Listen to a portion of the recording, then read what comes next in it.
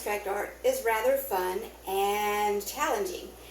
Actually creating your own abstract is not necessarily as easy as it sounds. There are two types of abstract art. There's abstract art that is objective. That means that it's based on an object, okay? And that you can clearly kind of still see similarities to that object in the abstract piece of work. And then there's non-objective. Non-objective would be things that would be more emotional maybe, or just shapes and lines. They have no relationship whatsoever to anything that's recognizable. Alright? So, join me and we'll do an exercise on learning how to maybe abstract something.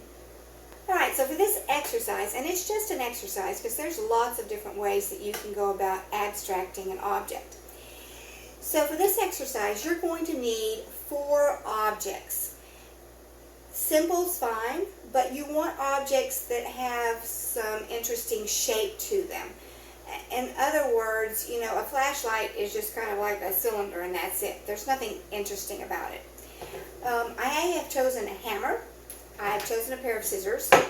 I have chosen this toy train and the toy bear.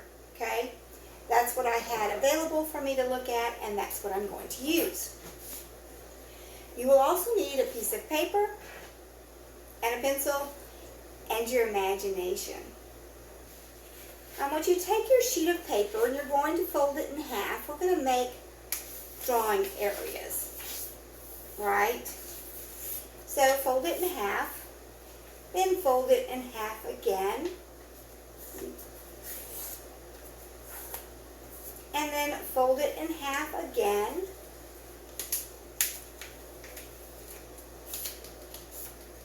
and we're going to fold it again.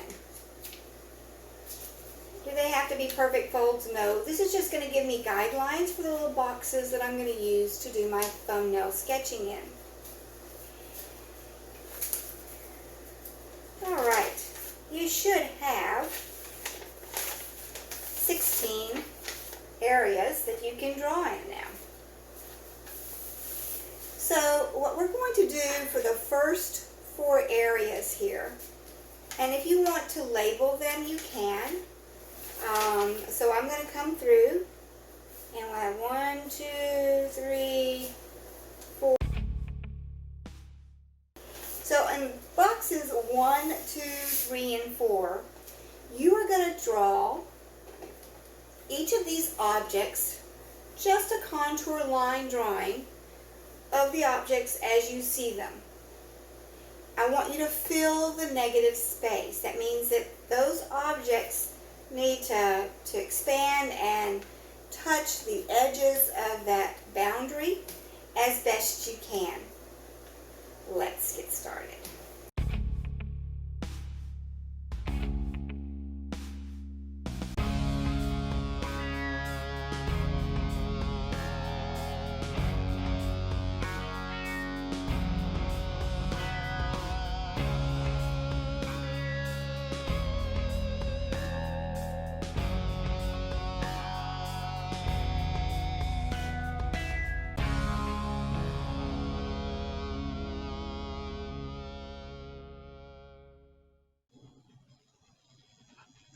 Now, for box 5, 6, 7, and 8. For each of these boxes, what you're going to do is draw underneath each of the drawings you've already done. And so let's talk about number 1, for example. So for drawing number 1, everywhere the line is straight, you're going to make a curved line. And everywhere the line is curved, you're going to make it straight. Let's see how that looks.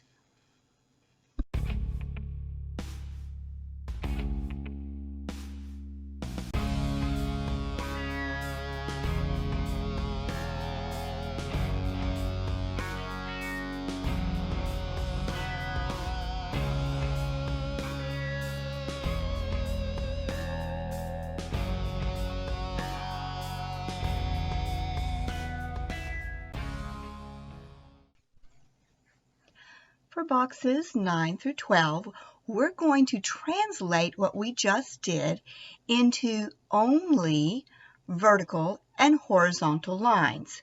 In other words, you're going to try and make all of those shapes into rectangles or squares.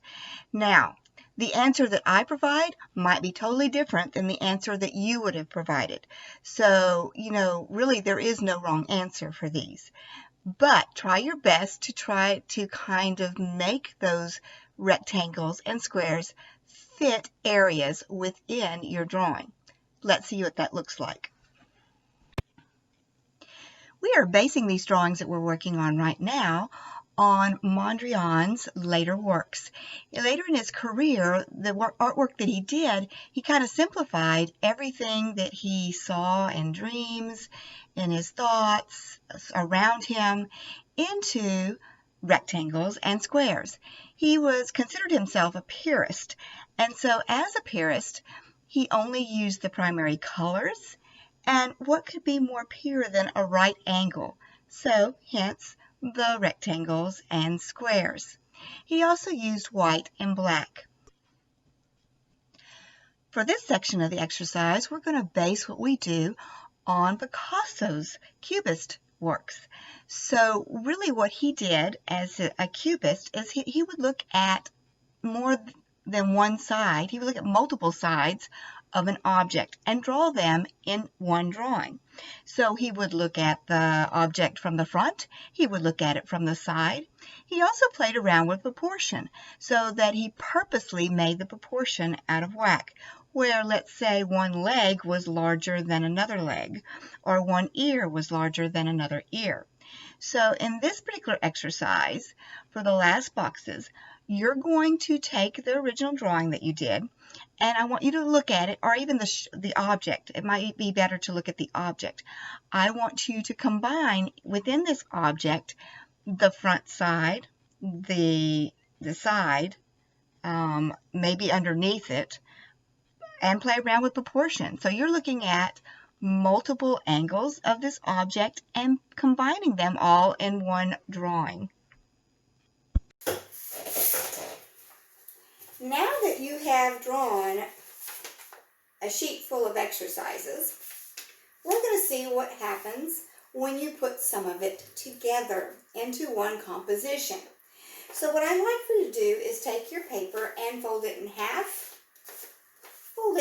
again, and then you're going to open it up so that you have 4 sections. You can draw landscape or portrait, it doesn't matter. Now you're going to take your sheet here, and I want you to choose